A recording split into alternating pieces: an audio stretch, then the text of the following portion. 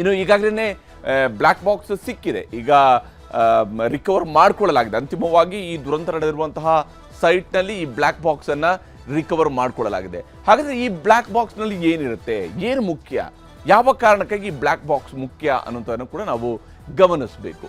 ಇಲ್ಲಿ ಪತನ ಹಿಂದಿನ ಕ್ಷಣಗಳ ಸಂಪೂರ್ಣ ಆಡಿಯೋ ರೆಕಾರ್ಡ್ ಈ ಬ್ಲ್ಯಾಕ್ ಬಾಕ್ಸ್ನಲ್ಲಿ ಇರುತ್ತೆ. ಅಂದರೆ ATCಗೆ ಕಂಟ್ರೋಲ್ ರೂಮ್ಗೆ ಪೈಲಟ್ ಕಟ್ಟಿರ್ತಕ್ಕಂಥದ್ದು ಒಂದೇ ಮೆಸೇಜ್ ಅಂಥೇಳಿ.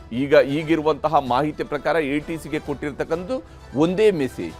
ಅದಂದರೆ ಮೇ ಡೇ ಅನ್ನುವಂಥದ್ದು. ಅಂದರೆ ಡಿಸಾಸ್ಟರ್ ಆಗೋದಿದೆ, ದುರಂತ ಸಂಭವಿಸೋದಿದೆ, ಅಪಾಯದಲ್ಲಿದ್ದೀವಿ, ವಿನಾಶ ಆಗುವಂಥದ್ದಿದೆ ಅನ್ನುವಂಥ ಅರ್ಥ ಬರುವಂತಹ ಮೇ ಡೇ ಅನ್ನುವಂಥ ಸಂದೇಶ ಮಾತ್ರ ಅವರಿಂದ ಬಂದಿದೆ, ಹೊರತಾಗಿ ಬೇರೆನೇನು ಬಂದಿಲ್ಲ. ಆದರೆ ಇದರ ನಡುವೆ ಪೈಲಟ್ ಮತ್ತು ಕೋ ಪೈಲಟ್ ನಡುವೆ ಒಂದಿಷ್ಟು ಸಂಭಾಷಣೆ ಆಗಿರಲೂಬಹುದು ಇಮಿಡಿಯೇಟ್ ಆಗಿ, ದ ಫ್ರಾಕ್ಷನ್ ಆಫ್ ಸೆಕೆಂಡ್ಲಿ. ಯಾಕೆಂದರೆ ನಾವು ಹೀಗೆ ಮಾತಾಡ್ತಿರುವಂಥ 3-4 ಪದಗಳು ಬರೋದಕ್ಕೇನು 10 ಸೆಕೆಂಡ್ಗಳೇನು ಬೇಕಾಗೋದಿಲ್ಲ, ಅದು 3-4 ಸೆಕೆಂಡ್ಗಳಲ್ಲಿ ಬರುತ್ತೆ. ಹೀಗಿರುವಾಗ ಇಂತಹ ಸಾಧ್ಯತೆಗಳ ಬಗ್ಗೆಯೂ ಕೂಡ ಈಗ ಅಂದರೆ ಅಲ್ಲಿರಬಹುದಾಗಿರುವಂಥ ಅಲ್ಲಿ ಏನೇನು ಮಾತಾಡಿರಬಹುದು, ಪೈಲಟ್ ಮತ್ತು ಕೋ ಪೈಲಟ್ ನಡುವೆ ಏನು ಮೆಸೇಜ್ ಹರಿದಾಡಿದೆ, ಇದು ಈಗ ಗೊತ್ತಾಗುವಂಥದ್ದಿದೆ. ಕಾಕ್ಪಿಟ್ನಲ್ಲಿರುವಂಥ ಬ್ಲ್ಯಾಕ್ ಬಾಕ್ಸ್ನಲ್ಲಿ ಇವೆಲ್ಲವೂ ಕೂಡ ರೆಕಾರ್ಡ್ ಆಗಿರ್ತವೆ.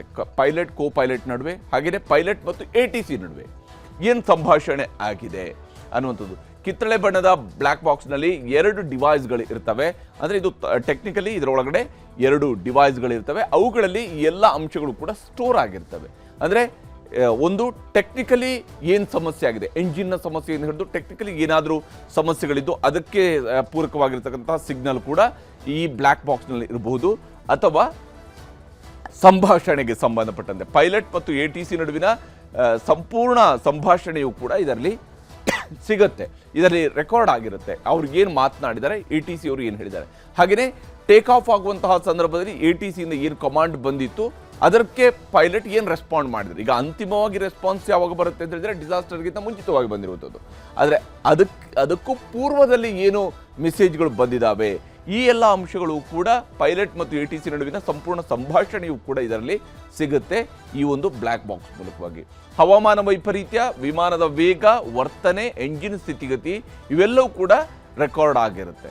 ಹವಾಮಾನದ ಸ್ಥಿತಿಗತಿ ಅಂದರೆ ನಿನ್ನೆ ವಿಮಾನ ಟೇಕ್ ಆಫ್ ಆದಲ್ಲಿದ್ದ ನಂತರ ಅದು ಮೊದಲಿಗೆ ಏನು ಭೂಸ್ಪರ್ಶ ಭೂಮಿಯಿಂದ ಮೇಲಕ್ಕೆ ಎದ್ದಾಗ, ಅಂದರೆ ಅದು ಗಾಳಿಯಲ್ಲಿ ಹಾರದಂತಹ ಸಂದರ್ಭದಲ್ಲಿ, ರನ್ವೇಯಿಂದ ಮೇಲಕ್ಕೆ ಬಂದಂತಹ ಸಂದರ್ಭದಲ್ಲಿ ಎದುರಾಗಿರಬಹುದಾಗಿರುವ ಯಾವುದೇ ಸಾಧ್ಯತೆಗಳ ಬಗ್ಗೆ, ಅದು ಹವಾಮಾನಕ್ಕೆ ಸಂಬಂಧಪಟ್ಟಂತಹ ಸಾಧ್ಯತೆಗಳು, ನಿಜಕ್ಕೂ ಅದು ಬ್ಯಾಲೆನ್ಸ್ ತಪ್ಪಿತ ಅನ್ನುವಂಥದ್ದು.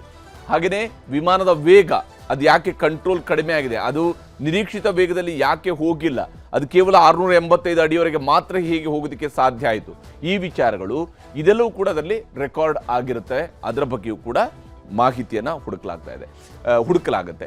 25 ಗಂಟೆಗಳ ಸಂಪೂರ್ಣ ಚಿತ್ರಣ ಈ ಬ್ಲ್ಯಾಕ್ ಬಾಕ್ಸ್ನಲ್ಲಿ ಇರುತ್ತೆ. ಅಂದರೆ ವಿಮಾನ ಪತನಗೊಳ್ಳುವುದಕ್ಕಿಂತ ಮುಂಚಿತವಾಗಿರುವಂಥ 25 ಗಂಟೆಗಳು, ಅದಕ್ಕೆ ಸಂಬಂಧಪಟ್ಟಿರ್ತಕ್ಕಂತಹ ಮಾಹಿತಿ ಈ ಬ್ಲ್ಯಾಕ್ ಬಾಕ್ಸ್ನಲ್ಲಿ ಅಡಕಾಗಿರುತ್ತೆ. ದುರಂತದ ಕಾರಣ ತಿಳಿಯೋದಕ್ಕೆ ಬ್ಲ್ಯಾಕ್ ಬಾಕ್ಸನ್ನು ರಿಟ್ರೀವ್ ಮಾಡಲಾಗುತ್ತೆ. ಇದರಲ್ಲಿ ಇರುವಂತಹ ಅಂಶಗಳನ್ನು ರಿಟ್ರೀವ್ ಮಾಡ್ತಾರೆ ಮತ್ತು ಇದನ್ನು ಕೂಡ ಒನ್ಸ್ ಅಗೇನ್ FSLಗೆ ಕಳಿಸ್ತಾರೆ. FSLನವರು ಬ್ಲ್ಯಾಕ್ ಬಾಕ್ಸ್ ಮತ್ತು DVR ಇವೆರಡನ್ನೂ ಕೂಡ ಪರಿಶೀಲನೆ ಮಾಡ್ತಾರೆ. ಅದರಲ್ಲಿರುವಂತಹ ಟೆಕ್ನಿಕಲ್ ಅಂಶಗಳನ್ನು ಅವರು ಪ್ರತಿಯೊಂದನ್ನು ಕೂಡ ರಿಟ್ರೀವ್ ಮಾಡ್ಕೊಳ್ತಾರೆ. ಏನಾಗಿದೆ ಅನ್ನೋದ್ರ ಬಗ್ಗೆ ಮಾಹಿತಿಯನ್ನು ಸಂಗ್ರಹಿಸ್ತಾರೆ. ಬ್ಲ್ಯಾಕ್ ಬಾಕ್ಸ್ ಅಧ್ಯಯನ ಮಾಡೋದಕ್ಕೆ 2ರಿಂದ 4 ವಾರಗಳು ಬೇಕಾಗುತ್ತೆ. ಅಂದರೆ ಅದು ಇಮಿಡಿಯೇಟಾಗಿ ಸಿಗಲ್ಲ. ಏನಿತ್ತು, ಏನು ಕಾರಣ ಅನ್ನೋದು ಇಮಿಡಿಯೇಟಾಗಿ ಸಿಗಲ್ಲ. 2ರಿಂದ 4 ವಾರಗಳು ಬೇಕಾಗುತ್ತೆ ಅದರ ಬಗ್ಗೆ ಏನೋ ಮಾಹಿತಿ ಸಿಗೋದಕ್ಕೆ. ಬ್ಲ್ಯಾಕ್ ಬಾಕ್ಸ್ನಲ್ಲಿ ಸಿಗುವಂತಹ ಆಡಿಯೋ ಜೊತೆಗೆ ಪತನದ ಸಮಯವನ್ನು ಹೋಲಿಕೆ ಮಾಡಲಾಗುತ್ತೆ. ಅಂದರೆ ಅದರಲ್ಲಿರುವಂಥ ಆಡಿಯೋ, ಅಂದರೆ ಕಮಾಂಡ್ ಕೊಟ್ಟ ನಂತರ ಅಥವಾ ಅವರು ಮಾತನಾಡಿದ ನಂತರ ಎಷ್ಟು ಸೆಕೆಂಡ್ಗಳಲ್ಲಿ ಅಥವಾ ಎಷ್ಟು ಮಿಲಿ ಸೆಕೆಂಡ್ಗಳಲ್ಲಿ ಈ ಪತನ ಸಂಭವಿಸಿದೆ ಅನ್ನೋದ್ರ ಬಗ್ಗೆಯೂ ಕೂಡ ಮಾಹಿತಿ ಸಿಗುತ್ತೆ. ಬ್ಲ್ಯಾಕ್ ಬಾಕ್ಸ್ನಲ್ಲಿ ಸಿಗುವಂತಹ ಆಡಿಯೋ ಜೊತೆಗೆ ಪತನದ ಸಮಯದ ಹೋಲಿಕೆಯನ್ನು ಮಾಡಲಾಗುತ್ತೆ. ಹೀಗೆ ಈ ಇಡೀ ವಿಮಾನ ದುರಂತ ಹೇಗೆ ಸಂಭವಿಸಿದೆ ಅನ್ನೋದಕ್ಕೆ ಸಂಬಂಧಪಟ್ಟಂತೆ ಮಹತ್ವದ್ದಾಗಿರುವಂತಹ ಬ್ಲ್ಯಾಕ್ ಬಾಕ್ಸ್ ಈಗ ಲಭ್ಯ ಆಗಿದೆ. ಆದರೆ ಇವೆಲ್ಲವೂ ಕೂಡ ವಿಮಾನದಲ್ಲಿ ಇರಬಹುದಾಗಿರ್ತಕ್ಕಂತಹ ರೆಕಾರ್ಡ್ ಆಗಿರಬಹುದಾಗಿರ್ತಕ್ಕಂಥ ಅಂಶಗಳ ಬಗ್ಗೆ ಮಾತ್ರ ಸೀಮಿತ ಆಗಿರುತ್ತೆ. ಅದರಿಂದ ಆಚೆಗೂ ಕೂಡ ಬ್ಲ್ಯಾಕ್ ಬಾಕ್ಸ್ಗೆ ಸಿಗದೇ ಇರತಕ್ಕಂತಹ ಕಾರಣಗಳು ಕೂಡ ಈ ಅಪಘಾತಕ್ಕೆ ಕಾರಣಗಳಾಗಿರುವಂಥ ಚಾನ್ಸಸ್ ಇದ್ದೇ ಇರುತ್ತೆ. ಇನ್ನು ಈ ದುರಂತ ವಿಶ್ವ ರಾಷ್ಟ್ರಗಳಿಗೂ ಕೂಡ ಪಾಠ ಆಗಿದೆ. ಯಾಕೆಂದರೆ ಬೋಯಿಂಗ್ 787 ವಿಮಾನದ ಮೊದಲ ಪತನ ಇದಾಗಿದೆ. ಈ ವಿಮಾನದ ತಾಂತ್ರಿಕತೆ ಬಹಳ ಉತ್ಕೃಷ್ಟ ಮಟ್ಟದಲ್ಲಿದೆ ಅನ್ನೋದನ್ನ ಬೋಯಿಂಗ್ ಸಂಸ್ಥೆ ಕ್ಲೇಮ್ ಮಾಡ್ಕೊಳ್ತಾ ಇತ್ತು. ಆದರೆ ಕಳೆದ ವರ್ಷನೇ ಇದರ ತಾಂತ್ರಿಕತೆಗೆ ಸಂಬಂಧಪಟ್ಟಂತೆ ಕೆಲವು ಸವಾಲುಗಳನ್ನು ಎತ್ತಲಾಗಿತ್ತು. 787ನಲ್ಲೂ ಕೂಡ ತಾಂತ್ರಿಕ ದೋಷಗಳಿದ್ದಾವೆ ಅನ್ನೋದ್ರ ಬಗ್ಗೆ ಸವಾಲುಗಳು ಬಂದಿದ್ವು. ಹೀಗಾಗಿ ಅಮೆರಿಕ ಸೇರಿದಂತೆ ವಿಶ್ವದ ಇತರೆ ರಾಷ್ಟ್ರಗಳ ತಜ್ಞರ ಸಲಹೆಯನ್ನು ಕೂಡ ಈಗ ಪಡಿಬೇಕಾಗತ್ತೆ. ಏನಾಗಿದೆ, ಏನು ಕತೆ ಅಂತ ಹೇಳಿ. ಯಾಕಂದರೆ ಇಂಥದ್ದೊಂದು ವಿಮಾನ ಪತನ ಆದಾಗ ಬೇರೆ ಬೇರೆ ವಿಮಾನಯಾನ ಸಂಸ್ಥೆಗಳು ಇದೇ ಸೀರೀಸ್ನ ವಿಮಾನಗಳನ್ನು ಹೊಂದಿರ್ತಾರೆ, ಇದೇ ಕ್ಯಾಟಗರಿಯ ವಿಮಾನವನ್ನು ಹೊಂದಿರ್ತಾರೆ. ಹಾಗಿರುವಾಗ ಅವ್ರಿಗೂ ಕೂಡ ಇದು ಒಂದು ರೀತಿಯಂತೆ ಎಚ್ಚರಿಕೆ ಗಂಟೆ ಆಗಿರುತ್ತೆ. ಸಮಗ್ರ ತನಿಖೆ, ನಿಖರ ಕಾರಣ ತಿಳಿಯುವಂಥದ್ದು ವಿಶ್ವ ರಾಷ್ಟ್ರಗಳಿಗೂ ಕೂಡ ಈಗ ಮುಖ್ಯ ಆಗಿದೆ. ಈ ದುರಂತಕ್ಕೆ ಏನು ಕಾರಣ ಆಯಿತು ಅನ್ನೋದನ್ನು ತಿಳ್ಕೊಳ್ಳುವಂಥದ್ದು ಕೇವಲ ಭಾರತಕ್ಕೆ ಮಾತ್ರ ಅಲ್ಲ, ಕೇವಲ ಇದು ಏನು ಟಾಟಾ ಸಂಸ್ಥೆಯವರಿಗೆ, ಏರ್ ಇಂಡಿಯಾ ಸಂಸ್ಥೆಯವರಿಗೆ ಮಾತ್ರ ಮುಖ್ಯ ಅಲ್ಲ, ಇದು ವಿಶ್ವದ ಎಲ್ಲ ವಿಮಾನಯಾನ ಸಂಸ್ಥೆಗಳಿಗೂ ಕೂಡ ಬಹಳ ಮುಖ್ಯವಾದಂತಹ ಮಹತ್ವ ಆಗಿರುತ್ತೆ. ಇದರಲ್ಲಿ ಏನಾಯಿತು ಅನ್ನುವಂಥದ್ದು. ಇನ್ನು ಇವತ್ತು ಈ ಘಟನಾ ಸ್ಥಳಕ್ಕೆ ಪ್ರಧಾನಮಂತ್ರಿ ನರೇಂದ್ರ ಮೋದಿಯವರು ಕೂಡ ಭೇಟಿ ಕೊಟ್ಟಿದ್ರು. ಅವರು ವಿಮಾನ ಪತನಗೊಂಡಿರುವಂತಹ ಸ್ಥಳಕ್ಕೆ ಭೇಟಿ ಕೊಟ್ಟರು, ಅಲ್ಲಿರುವಂತಹ ಅವಶೇಷಗಳನ್ನು ನೋಡಿದರು, ಹೇಗೆ ಈ ದುರಂತ ಸಂಭವಿಸಿದೆ ಅನ್ನೋದ್ರ ಬಗ್ಗೆ ಕೂಡ ಮಾಹಿತಿಯನ್ನು ಪಡ್ಕೊಂಡ್ರು. ಗುಜರಾತ್ ಮುಖ್ಯಮಂತ್ರಿ ಮತ್ತು ವಿಮಾನಯಾನ ಸಚಿವರು ಪ್ರಧಾನಮಂತ್ರಿ ನರೇಂದ್ರ ಮೋದಿ ಅವರಿಗೆ ಸಾಥ್ ಕೊಟ್ಟಿದ್ರು. ಅಲ್ಲಿ ಬಿದ್ದಿರುವಂತಹ ವಿಮಾನದ ಏನು ಅವಶೇಷಗಳನ್ನು ಕೂಡ ಅವರು ನೋಡಿದರು. ಬಹುತೇಕ ಇಲ್ಲಿ ಹೇಳ್ತಾ ಇರುವಂಥವರು ಅವ್ರ ಜೊತೆಗಿದ್ದಂತಹ ಅಧಿಕಾರಿಗಳಿಂದ ಅವರು ಮಾಹಿತಿಯನ್ನು ಪಡ್ಕೊಂಡಿದ್ದಾರೆ. ಮೆಡಿಕಲ್ ಹಾಸ್ಟೆಲ್ ಕಟ್ಟಡವನ್ನು ಕೂಡ ಪ್ರಧಾನಿ ಮೋದಿಯವರು ಪರಿಶೀಲನೆ ನಡೆಸಿದ್ದಾರೆ. ವಿಮಾನದ ಕುರುಹುಗಳ ಪರಿಶೀಲನೆಯನ್ನು ಕೂಡ ಮಾಡಿದ್ದಾರೆ. ಮತ್ತು ಎಲ್ಲಿ ಅದು ಮೊದಲಿಗೆ ಬಡಿದಿರಬಹುದು ಅನ್ನುವಂತಹ ಸ್ಥಳದ ಬಗ್ಗೆಯೂ ಕೂಡ ಅವರು ಭೇಟಿ ನೀಡಿ ಪರಿಶೀಲನೆ ಮಾಡಿದ್ದಾರೆ. ಸುಟ್ಟು ಕರಕಲಾದ ವಾಹನಗಳ ಪರಿಶೀಲನೆಯನ್ನು ಕೂಡ ಇದೇ ಸಂದರ್ಭದಲ್ಲಿ ಪ್ರಧಾನಮಂತ್ರಿ ನರೇಂದ್ರ ಮೋದಿಯವರು ಕೂಡ ಮಾಡಿದ್ದಾರೆ. ಹೀಗೆ ಈ ಒಂದು ಘಟನೆಗೆ ಕಾರಣಗಳಾಗಿರ್ತಕ್ಕಂತಹ ಅಂಶಗಳ ಬಗ್ಗೆ ತಿಳ್ಕೊಳ್ಳುವಂತಹ ಪ್ರಯತ್ನವನ್ನು ಪ್ರಧಾನಮಂತ್ರಿ ನರೇಂದ್ರ ಮೋದಿಯವರು ಮಾಡಿದ್ದಾರೆ. ಇದಾದ ನಂತರ ಘಟನಾ ಸ್ಥಳಕ್ಕೆ ಭೇಟಿಯಾದ ನಂತರ ಗಾಯಾಳುಗಳನ್ನು ಕೂಡ ಪ್ರಧಾನಿ ಮೋದಿಯವರು ಭೇಟಿಯಾದರು. ಈ ಒಂದು ದುರಂತದಲ್ಲಿ ಬದುಕಿ ಉಳಿದಿರುವಂತಹ ಏಕೈಕ ವ್ಯಕ್ತಿ, ಅಂದರೆ ಈ ದುರಂತಕ್ಕೀಡಾದಂತಹ ವಿಮಾನದಲ್ಲಿ ಪ್ರಯಾಣಿಸ್ತಾ ಇದ್ದಂತಹ ವ್ಯಕ್ತಿ ಇವರನ್ನು ಮಾತನಾಡಿಸಿದ್ದಾರೆ ಪ್ರಧಾನಿ ಮೋದಿಯವರು. ಘಟನೆ ಹೇಗಾಗಿದೆ ಅನ್ನೋದನ್ನು ಅವರಿಂದೂ ಕೂಡ ತಿಳ್ಕೊಳ್ಳುವಂತಹ ಪ್ರಯತ್ನವನ್ನು, ವಿಮಾನದ ಒಳಗಡೆ ಏನಾಯಿತು ಅನ್ನೋದನ್ನು ಖುದ್ದು ತಾವೇ ಅವ್ರ ಜೊತೆಗೆ ಸ್ವತಃ ಮಾತನಾಡಿ ತಿಳ್ಕೊಳ್ಳುವಂತಹ ಪ್ರಯತ್ನವನ್ನು ಮಾಡಿದ್ದಾರೆ. ಮತ್ತು ಅವರಿಗೆ ಧೈರ್ಯ ಹೇಳಿದ್ದಾರೆ, ಪತನದ ಬಗ್ಗೆ ಮಾಹಿತಿಯನ್ನು ಪಡ್ಕೊಂಡಿದ್ದಾರೆ, ಸಾಂತ್ವನ ಹೇಳಿದ್ದಾರೆ, ಧೈರ್ಯ ತುಂಬುವಂತಹ ಕೆಲಸವನ್ನು ಕೂಡ ಪ್ರಧಾನಿ ಮೋದಿಯವರು ಮಾಡಿದರು. ಬದುಕುಳಿದ ರಮೇಶ್ ಭೇಟಿಯಾಗಿ ಮೋದಿಯವರು ಅವರ ಆರೋಗ್ಯವನ್ನು ವಿಚಾರಿಸಿದ್ದಾರೆ, ಅವರ ಆರೋಗ್ಯ ಸ್ಥಿತಿಯನ್ನು ತಿಳ್ಕೊಳ್ಳುವಂತಹ ಪ್ರಯತ್ನವನ್ನು ಕೂಡ ಮಾಡಿದ್ದಾರೆ. ರಮೇಶ್ ಅವರು ಮಾತನಾಡಿದ್ದಾರೆ, ಏನಾಗಿದೆ ಅನ್ನೋದ್ರ ಬಗ್ಗೆ, ಈ ದುರಂತದ ಸಂದರ್ಭದಲ್ಲಿ ಅವರು ಹೇಗೆ ಪಾರಾದರು ಅನ್ನೋದನ್ನು ಅವರು ವಿವರಿಸಿದ್ದಾರೆ. टेक ऑफ के बाद 1 मिनट के अंदर ही जब टेक ऑफ हुआ ना, तो सडनली 5-10 सेकंड कैसे लगा जैसे स्टक हो गया वो. बाद में से मेरे को लगा कि कुछ हुआ. बाद में प्लेन में लाइट ऑन हो गई, ग्रीन और वाइट. बाद में वो पता नहीं, वो प्लेन टेक ऑफ ज़्यादा करने के लिए वो रेस जो बोलते हैं क्या, रेस दिया होगा ऐसा कुछ, और सीधा स्पीड में ही घुस गया. जहाँ वो क्या था वो हॉस्टल था, एक हॉस्पिटल का. हाँ, हॉस्टल में. और सब सामने सब नहीं, क्योंकि आई थिंक मेरे को जब मैं जो साइड पे था ना, वो साइड हॉस्टल पे नहीं लैंड हुई थी. हॉस्टल के जो ग्राउंड फ्लोर है ना, जैसे नीचे वहाँ लैंड हुई थी.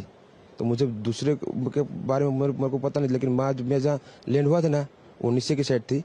तो जब वहाँ थोड़ा पेस भी था प्लेन के जब बाहर, तो जब जैसे मेरा डोर टूटा ना सब, तो मैंने देखा ना जब सामने कि थोड़ा इधर पेस है, मैं ट्राई कर सकता हूँ निकलने के लिए. तो मैंने ट्राई किया निकलने के लिए, तो फिर मैं निकल गया उधर, क्योंकि अपोजिट साइड पे थे ना, वो बिल्डिंग का वो था ना दीवार, तो उधर से कोई शायद नहीं निकल सका होगा. ಅಂದರೆ ಆ ಸ್ಥಿತಿ ಹೇಗಿತ್ತು ಅನ್ನೋದನ್ನು ಅವರು ಹೇಳಿದ್ದಾರೆ. ರಮೇಶ್ ಅವರು ಹೇಳಿರೋ ಪ್ರಕಾರ ಈ ಇಡೀ ದುರಂತ ಸಂಭವಿಸಿದ ಸಂದರ್ಭದಲ್ಲಿ ಅವರು ಆ ಒಂದು ನಿಮಿಷದ ಒಳಗಡೆನೆ ಆ ವಿಮಾನ ಪತನದ ಕಡೆಗೆ ಹೋಗಿತ್ತು ಅಂತ ಹೇಳಿ. ಅಂದರೆ ಆ ಒಂದು ನಿಮಿಷದ ಒಳಗಡೆನೆ ಸಂಭವಿಸಿರುವಂಥ ಅಷ್ಟು ಘಟನೆಗಳ ಸಂದರ್ಭದಲ್ಲಿ ಬಹಳ ಸಮಯ ಪ್ರಜ್ಞೆಯಿಂದ ಮತ್ತು ಲಕ್ಕಿಲಿ ಅವ್ರಿಗೆ ಎಕ್ಸಿಟ್ ಡೋರ್ ಪಕ್ಕದಲ್ಲಿನೇ ಅವರು ಕೂಡ ಅವರ ಸೀಟ್ ಕೂಡ ಇದ್ದಂತಹ ಕಾರಣದಿಂದಾಗಿ ಆ ಡೋರ್ಗೆ ರಶ್ ಆಗೋದಕ್ಕೆ ಸಾಧ್ಯ ಆಯಿತು, ಅವರು ಹೊರಗೆ ಬರೋದಕ್ಕೂ ಕೂಡ ಸಾಧ್ಯ ಆಗಿದೆ ಅನ್ನೋದು ಗೋಚರಿಸುತ್ತೆ. ಇನ್ನು ಅಧಿಕಾರಿಗಳ ಜೊತೆಗೆ ಪ್ರಧಾನಮಂತ್ರಿ ನರೇಂದ್ರ ಮೋದಿ ಅವರು ಇವತ್ತು ಸಭೆಯನ್ನು ನಡೆಸಿದ್ದಾರೆ. ಗುಜರಾತ್ನ ಮುಖ್ಯಮಂತ್ರಿ ಸೇರಿದಂತೆ ಇತರ ಎಲ್ಲ ಅಧಿಕಾರಿಗಳ ಜೊತೆಗೆ ಸಭೆಯನ್ನು ನಡೆಸಿದ್ದಾರೆ. ವಿಮಾನಯಾನ ಸಚಿವರು ಕೂಡ ಈ ಸಭೆಯಲ್ಲಿ ಉಪಸ್ಥಿತರಿದ್ದರು. ಹಿರಿಯ ಅಧಿಕಾರಿಗಳಿಂದ ಮಾಹಿತಿಯನ್ನು ಪ್ರಧಾನಮಂತ್ರಿ ನರೇಂದ್ರ ಮೋದಿ ಅವರು ಸಂಗ್ರಹಿಸಿದ್ದಾರೆ. ಏನಾಗಿದೆ, ಏನು ಕತೆ, ಯಾವ ರೀತಿಯಾದಂತಹ ಮುಂದಿನ ಕ್ರಮಗಳನ್ನು ಕೈಗೊಳ್ಳಲಾಗ್ತಾ ಇದೆ ಅನ್ನೋದ್ರ ಬಗ್ಗೆ, ಕಾರಣಗಳ ಬಗ್ಗೆ ವಿಮಾನಯಾನ ಅಧಿಕಾರಿಗಳಿಂದ ಕೂಡ ಮಾಹಿತಿಯನ್ನು ಪಡ್ಕೊಂಡಿದ್ದಾರೆ, ಸಾಧ್ಯತೆಗಳ ಬಗ್ಗೆ ಮಾಹಿತಿಯನ್ನು ಪಡ್ಕೊಂಡಿದ್ದಾರೆ. ಗಾಯಾಳುಗಳ ಚಿಕಿತ್ಸೆ, ಊಟ, ವಸತಿ ವ್ಯವಸ್ಥೆಗೂ ಕೂಡ ಅವರು ಸೂಚನೆಯನ್ನು ಕೊಟ್ಟಿದ್ದಾರೆ. ಇಮಿಡಿಯೇಟ್ ಆಗಿ ಅವರಿಗೆ ಬೇಕಾದಂತಹ ಎಲ್ಲ ವ್ಯವಸ್ಥೆಯನ್ನು ಮಾಡಿಸಬೇಕು ಅಂತ ಹೇಳಿ, ಮೃತದೇಹಗಳ ಹಸ್ತಾಂತರ, ಊರುಗಳಿಗೆ ತಲುಪಿಸುವಂತಹ ವ್ಯವಸ್ಥೆಗಳ ಪರಾಮರ್ಶೆಯನ್ನು ಕೂಡ ಪ್ರಧಾನಮಂತ್ರಿ ನರೇಂದ್ರ ಮೋದಿ ಅವರೇ ಮಾಡಿದ್ದಾರೆ. ಈ ಮೂಲಕ ಇಮಿಡಿಯೇಟ್ ಆಗಿ ಏನೇನು ಆಕ್ಷನ್ಸ್ ಆಗಬೇಕಾಗಿದೆ ಅನ್ನೋದ್ರ ಬಗ್ಗೆ ಪ್ರಧಾನಿ ಮೋದಿಯವರು ತಿಳ್ಕೊಳ್ಳುವಂತಹ ಕೆಲಸವನ್ನು ಮಾಡಿದ್ದಾರೆ. ಈ ಸಂದರ್ಭದಲ್ಲಿ ಪ್ರಧಾನಮಂತ್ರಿ ನರೇಂದ್ರ ಮೋದಿಯವರು ಗುಜರಾತ್ನ ಮಾಜಿ ಮುಖ್ಯಮಂತ್ರಿ ವಿಜಯ್ ರೂಪಾನಿಯವರ ನಿವಾಸಕ್ಕೆ ಭೇಟಿ ನೀಡಿದ್ದಾರೆ. ಅವರಿಗೆ ಸಾಂತ್ವನ ಹೇಳುವಂತಹ ಪ್ರಯತ್ನವನ್ನು ಮಾಡಿದ್ದಾರೆ. ಯಾಕಂದರೆ ಮೋದಿಯವರ ನಾಯಕತ್ವದಲ್ಲೇ ಇದ್ದಂತಹ ಮುಖ್ಯಮಂತ್ರಿ ವಿಜಯ್ ರೂಪಾನಿಯವರು ಅವ್ರನ್ನ ಕಳೆದ ವಿಧಾನಸಭಾ ಚುನಾವಣೆಗಿಂತ ಮುಂಚಿತವಾಗಿ ವಿಜಯ್ ರೂಪಾನಿಯವ್ರನ್ನ ಮುಖ್ಯಮಂತ್ರಿ ಸ್ಥಾನದಿಂದ ಬದಲಿಸಿ ಭೂಪೇಂದ್ರ ಪಟೇಲ್ರನ್ನ ಮುಖ್ಯಮಂತ್ರಿ ಮಾಡಲಾಗಿತ್ತು. ಆದರೆ ಮಾಜಿ ಸಿಎಂ ವಿಜಯ್ ರೂಪಾನಿಯವರ ಸಾವಿಗೆ ಮೋದಿಯವರು ತೀವ್ರ ಸಂತಾಪವನ್ನು ವ್ಯಕ್ತಪಡಿಸಿದ್ದಾರೆ. ಆ ಕುಟುಂಬ ಸದಸ್ಯರಿಗೆ ಸಾಂತ್ವನ ಹೇಳೋದಕ್ಕೂ ಕೂಡ ಸಾಧ್ಯ ಆಗದಂತಹ ಸ್ಥಿತಿ. ಯಾಕಂದರೆ ತಮ್ಮ ಜೊತೆಗೆ ಒಡನಾಟದಲ್ಲಿದ್ದಂತಹ ವ್ಯಕ್ತಿ ಈ ರೀತಿಯಾದಂಥ ಒಂದು ದುರಂತ ಸಾವು ಆಗಬಹುದು ಅನ್ನೋದನ್ನು ಯಾರೂ ಕೂಡ ನಿರೀಕ್ಷೆ ಮಾಡಿರೋದಕ್ಕೆ ಸಾಧ್ಯ ಇಲ್ಲ. ಅವರ ಕುಟುಂಬಸ್ಥರಿಗೆ, ಅವರ ಮನೆಯವರಿಗೆ ಸಾಂತ್ವನ ಹೇಳುವಂತಹ ಕೆಲಸವನ್ನು ಪ್ರಧಾನಮಂತ್ರಿ ಮೋದಿಯವರು ಮಾಡಿದ್ದಾರೆ. ಈ ಫೋಟೋವೇ ಹೇಳುತ್ತೆ, ಮೋದಿಯವರಲ್ಲೂ ಕೂಡ ಮಾತನಾಡೋದಕ್ಕೆ ಅಥವಾ ಸಾಂತ್ವನ ಹೇಳೋದಕ್ಕೆ ಮಾತುಗಳಿರಲಿಲ್ಲ. ಒಡನಾಡಿಯನ್ನು ಕಳ್ಕೊಂಡಿರ್ತಕ್ಕಂತಹ ದುಃಖ ಅವ್ರಿಗೂ ಕೂಡ ಕಾಡ್ತಾ ಇತ್ತು. ಲಂಡನ್ನಿಂದ ಬಂದಿರುವಂತಹ ವಿಜಯ್ ರೂಪಾನಿ ಪತ್ನಿ, ಯಾಕೆಂದರೆ ಅವರು ಲಂಡನ್ನಲ್ಲಿದ್ದರು, ಇಮಿಡಿಯೇಟ್ ಆಗಿ ವಿಚಾರ ಗೊತ್ತಾಗ್ತಿದ್ದಂಗೆ ಅವರು ವಾಪಸ್ ಭಾರತಕ್ಕೆ ಬಂದಿದ್ದಾರೆ, ಅಹಮದಾಬಾದ್ ತಲುಪಿದ್ದಾರೆ. ಅಲ್ಲಿ ತಲುಪ್ತಾ ಇದ್ದಂಗೆ ಪ್ರಧಾನಮಂತ್ರಿ ಮೋದಿಯವರು ಕೂಡ ಭೇಟಿಯಾಗಿ ಸಾಂತ್ವನ ಹೇಳಿದ್ದಾರೆ. ಇನ್ನು ಏರ್ ಇಂಡಿಯಾದ ಸಿಇಒ ಕೂಡ ಈ ಘಟನಾ ಸ್ಥಳಕ್ಕೆ ಭೇಟಿ ಕೊಟ್ಟಿದ್ದಾರೆ.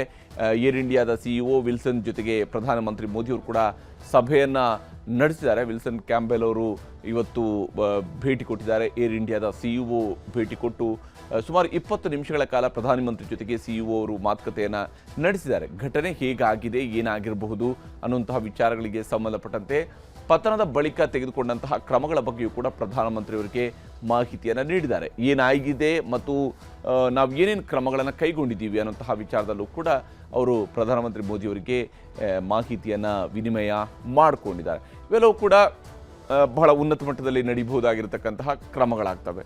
ಆದರೆ ಈ ಪರಿಸ್ಥಿತಿ ಮಾತ್ರ ಯಾರಿಗೂ ಬೇಡ ಅನ್ನುವಂಥದ್ದು. ಆಸ್ಪತ್ರೆಯಲ್ಲಿರುವಂತಹ ತಮ್ಮವರನ್ನು ಕಳ್ಕೊಂಡಿರುವಂಥವರ ಗೋಳನ್ನು ನೋಡಿದಾಗ, ಅವರ ಪರಿಸ್ಥಿತಿಯನ್ನು ಗಮನಿಸಿದಾಗ, ಯಾಕಂದರೆ ಅಹಮದಾಬಾದ್ನ ಸಿವಿಲ್ ಆಸ್ಪತ್ರೆಯಲ್ಲಿ ಸಂಬಂಧಿಕರ ರೋದನೆ ಮುಗಿಲು ಮುಟ್ಟಿದೆ, ಅವರ ಆಕ್ರಂದನ ಮುಗಿಲು ಮುಟ್ಟಿದೆ, ತಮ್ಮವರನ್ನು ಕಳ್ಕೊಂಡಿದ್ದಾರೆ. ಅವರ ಬಗ್ಗೆ ಮತ್ತು ಗುರುತು ಸಿಗಲಾರದ ರೀತಿಯಲ್ಲಿ ಈ ವಿಮಾನ ದುರಂತದಲ್ಲಿ ಆಗುವಂತಹ ಮತ್ತೊಂದು ಬಹಳ ದೊಡ್ಡದಾದಂತಹ ಹೃದಯ ವಿದ್ರಾವಕವಾಗಿರ್ತಕ್ಕಂಥ ದೃಶ್ಯ ಯಾವುದು ಹೇಳಿದರೆ, ಆ ಪಾರ್ಥಿವ ಶರೀರಗಳು ಸಿಕ್ಕಿದರೆ ಅವುಗಳ ಗುರುತು ಹಿಡಿಯೋದಕ್ಕೆ ಸಾಧ್ಯ ಆಗುವುದಿಲ್ಲ. ಅಂಥ ಸ್ಥಿತಿಯಲ್ಲಿ ಸುಟ್ಟು ಕರಕಲಾಗಿರ್ತವೆ. ಇದು ಸಾವನ್ನಪ್ಪಿದ ಎಲ್ಲರ ಮರಣೋತ್ತರ ಪರೀಕ್ಷೆಯನ್ನು ಮಾಡಿನೇ ಈಗ ಗುರುತಿಸಬೇಕಾಗಿದೆ. ಈಗ ಸೀಟ್ ನಂಬರು ಅವು ಇವು ಯಾವುದರ ಮೇಲೂ ಕೂಡ ಗೊತ್ತಾಗೋದಿಲ್ಲ. ಬದಲಿಗೆ ಅವು ಪ್ರತಿಯೊಂದನ್ನು ಕೂಡ ನೋಡಿ, ವಿಜಯ್ ರೂಪಾನಿಯಂತಹ ಒಬ್ಬ ಮಾಜಿ ಮುಖ್ಯಮಂತ್ರಿಯಿಂದ ಹಿಡಿದು ಅದರಲ್ಲಿರುವ ಪ್ರತಿಯೊಬ್ಬ ನಾಗರಿಕನ ಪಾರ್ಥಿವ ಶರೀರವನ್ನು ಕೂಡ ಹುಡುಕಬೇಕಾಗತ್ತೆ, DNA ಟೆಸ್ಟ್ ಮಾಡಿಸ್ಬೇಕಾಗತ್ತೆ. ಮೃತರ ಕುಟುಂಬಸ್ಥರಿಂದ DNA ಸ್ಯಾಂಪಲ್ಗಳನ್ನು ಸಂಗ್ರಹಿಸಲಾಗ್ತಾ ಇದೆ. ಆ ನಂತರ ರಕ್ತದ ಮಾದರಿಯನ್ನು ಪಡೆದ ಸಿವಿಲ್ ಆಸ್ಪತ್ರೆಯ ಸಿಬ್ಬಂದಿ ಅದರ ಮೂಲಕವಾಗಿ ಡೀಟೇಲ್ಸನ್ನು ತಿಳ್ಕೊಂಡು ನಂತರ ಅವರಿಗೆ ಆ ಡೆಡ್ ಬಾಡಿಯನ್ನು ಹಸ್ತಾಂತರಿಸಬೇಕಾಗತ್ತೆ. ಗಾಯಾಳು ಸಂಬಂಧಿಕರಿಗೆ ಆಸ್ಪತ್ರೆಯಲ್ಲಿ ಊಟದ ವ್ಯವಸ್ಥೆಯನ್ನು ಕೂಡ ಮಾಡಲಾಗಿದೆ. ಗಾಯಾಳುಗಳಿಗೆ ಮತ್ತು ಗಾಯಾಳುಗಳ ಸಂಬಂಧಿಕರಿಗೂ ಕೂಡ ಆಸ್ಪತ್ರೆಯಲ್ಲಿ ಊಟದ ವ್ಯವಸ್ಥೆಯನ್ನು ಕೂಡ ಮಾಡಲಾಗಿದೆ. ಇನ್ನು ಮುಂದುವರೆದು ಇದಕ್ಕೆ ಸಂಬಂಧಪಟ್ಟಂತಹ ಕಾರಣಗಳ ವಿಚಾರದಲ್ಲಿ ವಿಮಾನ ಪತನ ಸ್ಥಳದಲ್ಲಿ ಭರದಿಂದ ತನಿಖೆಯೂ ಕೂಡ ಸಾಗಿದೆ. ಅದು ಪತನಕ್ಕೀಡಾಗಿರ್ತಕ್ಕಂತಹ ಸ್ಥಳದಲ್ಲೂ ಕೂಡ ಬಹಳ ತನಿಖೆಯನ್ನು ಮಾಡ್ತಾ ಇದ್ದಾರೆ. ಏನಾಗಿರಬಹುದು ಅನ್ನೋದನ್ನು ತಿಳ್ಕೊಳ್ಳುವಂತಹ ಪ್ರಯತ್ನವನ್ನು ಮಾಡ್ತಾ ಇದ್ದಾರೆ. NDRF ಟೀಮ್ ಮತ್ತು ಭಾರತೀಯ ಸೇನೆಯಿಂದಲೂ ಕೂಡ ಪರಿಶೀಲನೆಯನ್ನು ನಡೆಸಲಾಗ್ತಾ ಇದೆ. ಏನಾಗಿದೆ ಅನ್ನುವಂಥದ್ದನ್ನು NDRF ಟೀಮ್ ಹಾಗೆಯೇ ಭಾರತೀಯ ಸೇನೆಯವರು ಕೂಡ ಪರಿಶೀಲನೆಯನ್ನು ನಡೆಸ್ತಾ ಇದ್ದಾರೆ. ವಿಶೇಷವಾಗಿ ಈ ಒಂದು ತನಿಖೆಯ ವಿಚಾರಕ್ಕೆ ಬಂದಾಗ NSG ಅವರು ಕೂಡ ಇಲ್ಲಿಗೆ ಬಂದಿದ್ದಾರೆ ಮತ್ತು NSG ಟೀಮ್ನವರು ಕೂಡ ಸ್ಥಳದ ಪರಿಶೀಲನೆಯನ್ನು ನಡೆಸಿದ್ದಾರೆ. ಏನಾಗಿದೆ ಅನ್ನೋದನ್ನು ಅವರು ಕೂಡ ತಿಳ್ಕೊಳ್ಳುವಂತಹ ಪ್ರಯತ್ನವನ್ನು ಮಾಡ್ತಾ ಇದ್ದಾರೆ. ವಿಮಾನ ದುರಂತಕ್ಕೆ ನಿಖರ ಕಾರಣಗಳ ಹುಡುಕಾಟ ನಡೀತಾ ಇದೆ. FSL ಅಧಿಕಾರಿಗಳು ಕೂಡ ಇಲ್ಲಿ ಪರಿಶೀಲನೆಯನ್ನು ನಡೆಸ್ತಾ ಇದ್ದಾರೆ. ಸಿಗಬಹುದಾಗಿರುವಂತಹ ಪ್ರತಿಯೊಂದು ಅಂಶವನ್ನು ಕೂಡ ಇಲ್ಲಿ ಹುಡುಕ್ತಾರೆ. ಘಟನಾ ಸ್ಥಳದಲ್ಲಿ ATS ಅಧಿಕಾರಿಗಳಿಗೆ DVR ಕೂಡ ಸಿಕ್ಕಿದೆ. ಆ DVRನ ಸಂಗ್ರಹಿಸಲಾಗಿದೆ ಮತ್ತು ಅದಾದ ನಂತರ ಬ್ಲ್ಯಾಕ್ ಬಾಕ್ಸ್ ಕೂಡ ಸಿಕ್ಕಿದೆ. FSLಗೆ DVRನ್ನು ಈಗಾಗಲೇ ATS ಅಧಿಕಾರಿಗಳು ರವಾನಿಸಿದ್ದಾರೆ. ಹಾಗೆಯೇ ಬ್ಲ್ಯಾಕ್ ಬಾಕ್ಸ್ ಅನ್ನು ಕೂಡ ಈಗ ATS ಅಧಿಕಾರಿಗಳು FSL ಪರಿಶೀಲನೆಗೆ ಬೇಕಾಗಿ ಅದನ್ನು ರವಾನೆ ಮಾಡಿದ್ದಾರೆ. ಹೀಗೆ ಒಂದೊಂದು ಕಾರಣಗಳಿಗೂ ಕೂಡ ಹುಡುಕಾಟ ಮುಂದುವರೆದಿದೆ. ಇನ್ನೂ ಕೂಡ ಕಾರಣ ನಿಗೂಢವಾಗಿದೆ. ಎಕ್ಸಾಕ್ಟ್ ಆಗಿ ಈ ಒಂದು ದುರಂತ ಹೇಗೆ ಸಂಭವಿಸಿತು ಅನ್ನೋಂಥದ್ದು ತಿಳ್ಕೊಳ್ಬೇಕು ಅಂತ ಹೇಳಿದರೆ ಇನ್ನಷ್ಟು ದಿವಸಗಳವರೆಗೆ ಕಾಯಬೇಕಾಗತ್ತೆ. 8200 ಗಂಟೆಗಳ ಕಾಲ ಹಾರಾಟದ ಅನುಭವ ಹೊಂದಿದಂತಹ ಪೈಲಟ್ ಈ ವಿಮಾನವನ್ನು ಮುನ್ನಡೆಸ್ತಾ ಇದ್ರು. ಅವ್ರ ಜೊತೆಗಿದ್ದಂತಹ ಕೋ ಪೈಲಟ್ ಕೂಡ ಅವರು 1100 ಗಂಟೆಗಳ ಹಾರಾಟದ ಅನುಭವ ಹೊಂದಿದಂತಹ ಪೈಲಟ್. ಅಂದರೆ ಇಬ್ಬರು ಕೂಡ ಅನುಭವಿಗಳೇ ಅದರಲ್ಲಿ ಹಾರಾಟದಲ್ಲಿದ್ದರು. ಹೀಗಾಗಿ ಸಾಮಾನ್ಯವಾಗಿರ್ತಕ್ಕಂಥ ಅಥವಾ ಮ್ಯಾನೇಜ್ ಮಾಡಬಹುದಾಗಿರ್ತಕ್ಕಂಥ ಯಾವುದೇ ತಾಂತ್ರಿಕ ತೊಂದರೆ ಇದ್ದಿರ್ತಿದ್ರು ಕೂಡ ವಿಮಾನವನ್ನು ವಾಪಸ್ ತಂದು ಅವರು ಕೆಳಗಿಳಿಸೋದಕ್ಕೆ ಸಾಧ್ಯ ಆಗ್ತಿತ್ತು. ಆದರೆ ಅವರ ಕೈ ಮೀರಿದಂತಹ ದುರಂತ ಹಾಗಾದರೆ ಹೇಗೆ ಸಂಭವಿಸಿತು ಅನ್ನೋದು ಗೊತ್ತಾಗಬೇಕಾಗಿದೆ.